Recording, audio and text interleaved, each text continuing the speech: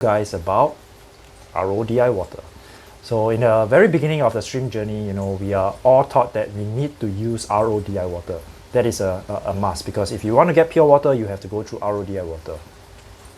However, some of the challenges that we have here in Singapore, and I think one of the reasons why we kind of switch over from RODI to just DI, the main reason is because there is zero wastage for DI water. Because water is a precious resource, we do not want to waste any more than we already did.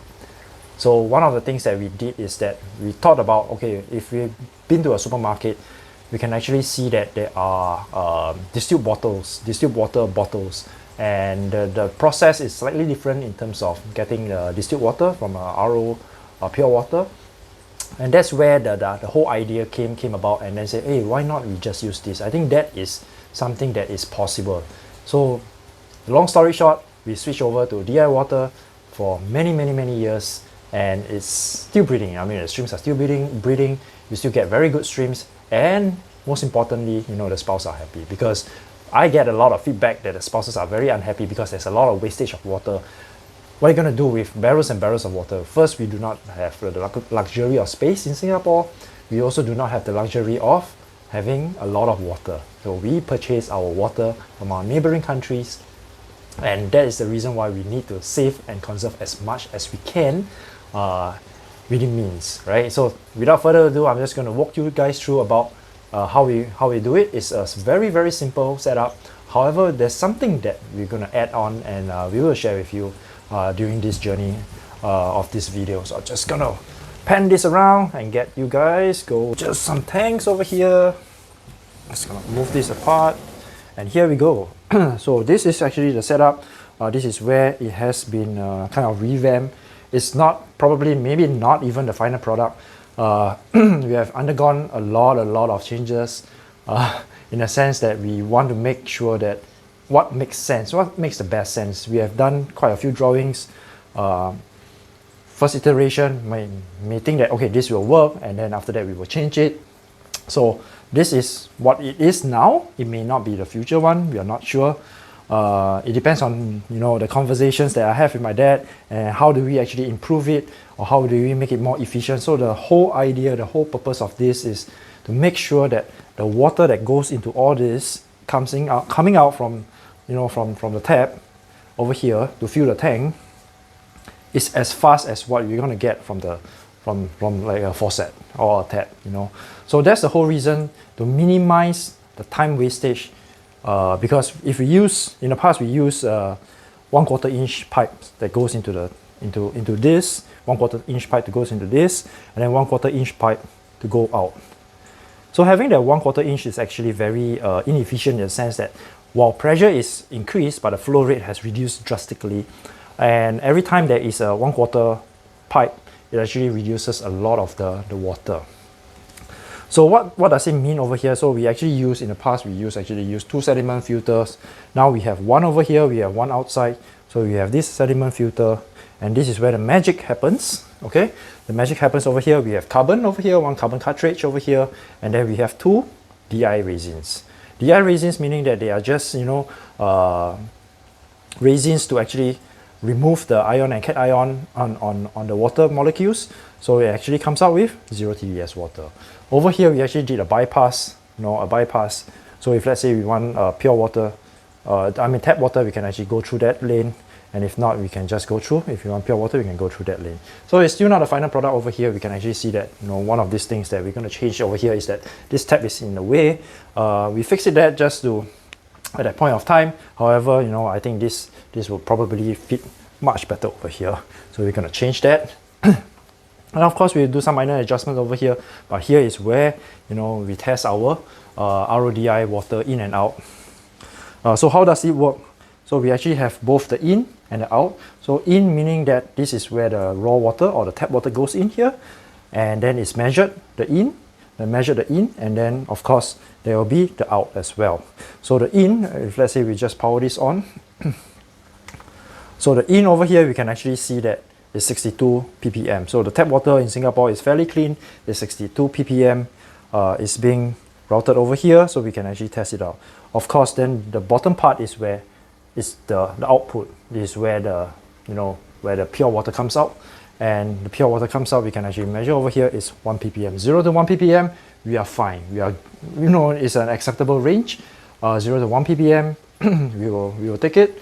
And yeah, so this is how we actually measure the in and out. Of course, definitely there are meters in the market where you have just the output, where you can actually measure just the output. It's actually theoretically it's just a TDS meter that is being placed at the outside with a probe. So I think that's a slightly different meter. What we use here is actually a HM digital meter. I think that's quite a good one. It has it's actually able to actually measure the dual. So it means that the in and out. So you actually know that how much water or what is the TDS that goes from the tap all the way to the system, and how much time does it actually take to exhaust all this. So in normal circumstances, what we can actually derive or get out from this system is that we are able to get at least 600 liters of water from here. So 600 liters, people may think that, oh, it's quite a bit, but actually from our perspective, 600 liters is not about the number, but however, it's the number of liters that we actually save in that sense. Because if we're going to save 300 liters of water, that's significant. If you have a lot of more tanks, a lot more aquariums, then you're going to save a lot more.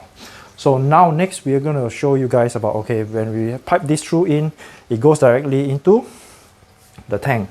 So those who have known, we have been using this method of doing the top off or the water changes, so the water actually goes through it. However, we realized that other than having this Wi-Fi switch over here to actually change water by time, we actually have two. So we have the main one, and of course every single rack, not every single rack, most of the racks will have this. So some of this is being shared amongst the racks. However, the whole idea is that we use time to actually monitor, and if let's say there's a overflow situation, this will actually cut off and switch off the tap. So of course there's a Wi-Fi one, there's an electronic one, and then of course then there's a manual one. So both of these will work in tandem. And then of course over here, what we are actually doing the test over here is that we want to actually put a float valve that is able to withstand up to 3 bars of water pressure. And the reason for having a 3 bar water pressure is because the Singapore tap pressure is about 2 to 3 bars, and the float valve that we have, the ones that we have that we were taught to use in the past, they are actually like I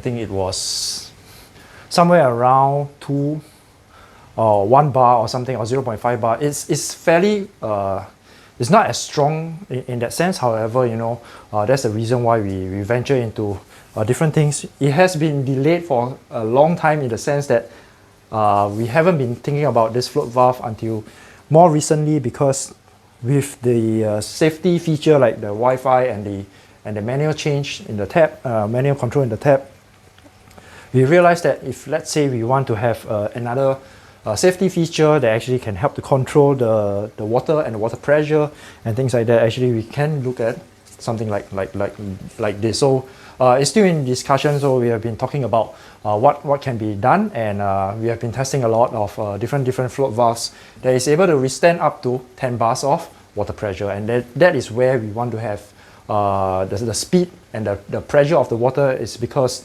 we do not, like I say, the whole idea is that we do not want to lose flow, and we also do not want to lose time in that sense. So these two being coupled around, no water wastage and things like that. So I think the whole idea is to get the speed directly from the tap directly into the tank, yet we are able to have a safety feature so that we are able to actually get the best out of everything.